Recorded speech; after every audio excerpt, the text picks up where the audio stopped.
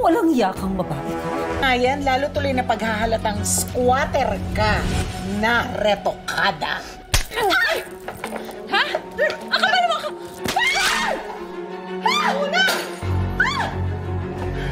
May pera ka naman pala. Gusto mo pa ipagnanakawan ka? Hindi mo alam yung hirap na dinanas ko para lang maipon yung pera na yan! Ha? Tapos yung pagkakas ko na lang sa'yo. Ano yan? Jenny, let me explain.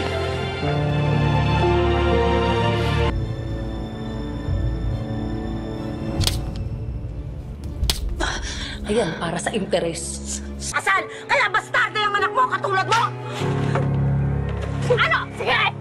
Baseless accusations, Patricia. Di ako papayag na pati ang anak ko saktan mo. Akong tapatan mo!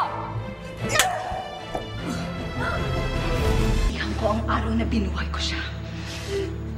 Sana nga pinatay ko na lang siya! Just gone! Sa ikaw, hindi mo alam yun dahil kahit kailan hindi ka naging isang ina. Miray! Di ba tumigil ka na? Bego! Sahol ka pa sa pokpok!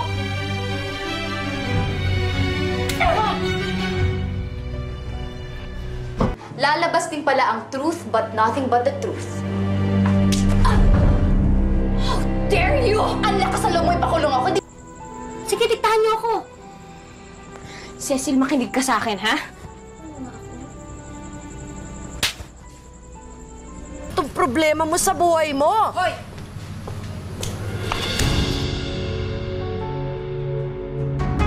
Pagbitangan ako!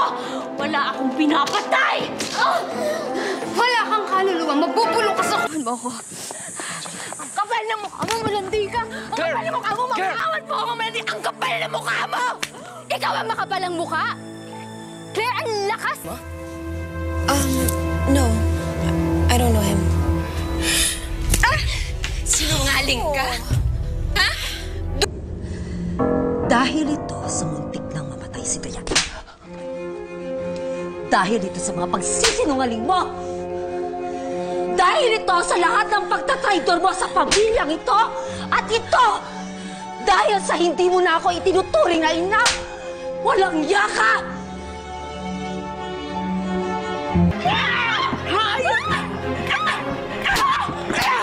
Hindi ka ba nakontento sa pagiging kakit? Sinisisip mo para sa sarili mo dito sa bahay ko! Hayop ka! Para maniwala ako kayo. Dahil yan ang totoo. Sinungaling ka! Magising ka sa... Kasi puro kadiliman yung hinahasik mo ngayon.